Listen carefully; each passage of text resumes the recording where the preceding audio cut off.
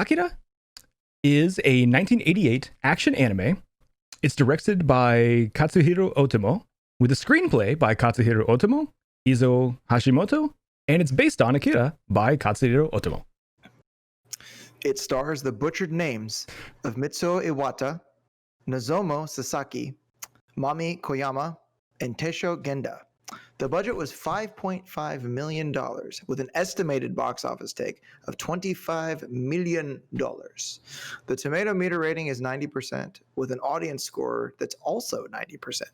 It's incredibly fresh. Again, we have another certified fresh one. So Akira takes place in a post-apocalyptic year, 2019, in a city called Neo-Tokyo, which was built after a massive explosion destroyed Tokyo in 1988. The story centers around Kaneda, and who's the leader of a gang of bikers, and his friend Tetsuo. After a motorcycle accident, Tetsuo develops some supernatural abilities, and that begins to pique the interest of many people, including the military.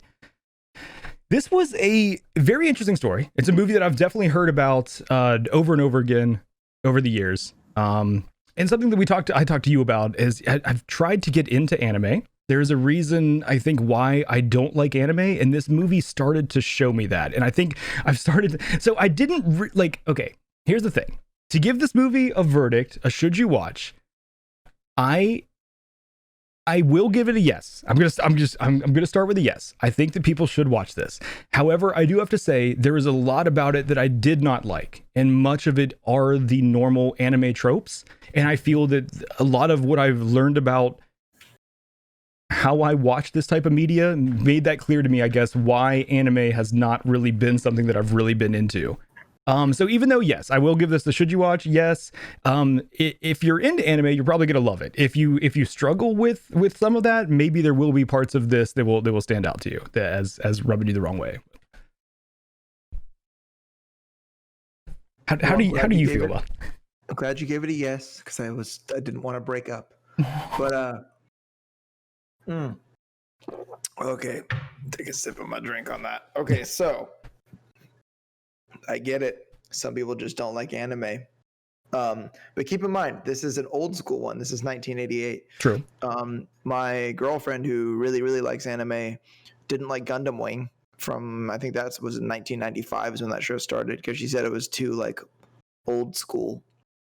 So it's entirely possible that there's newer stuff that you might like. But for me, I suggested the film. I actually own a copy of the film on disc still.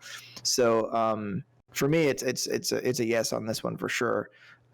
Mainly because this movie is credited with being the first like kind of real like sci-fi anime film.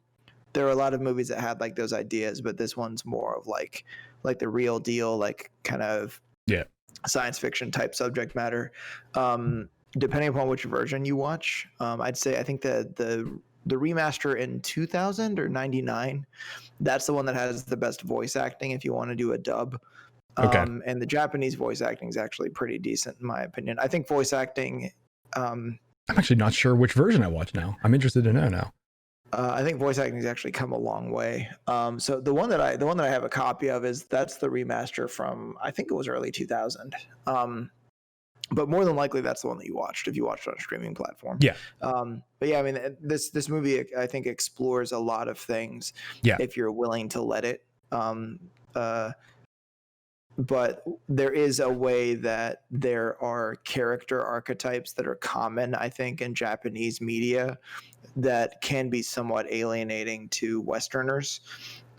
So I can understand why, if you didn't like it, why. And I think I know the kind of ideas or the kind of tropes you're talking about, but I guess we'll find out more when we bust out Spoiler Terry. Are you ready for Terry to come out? Yeah, spoiler Terry. All right, let's do it.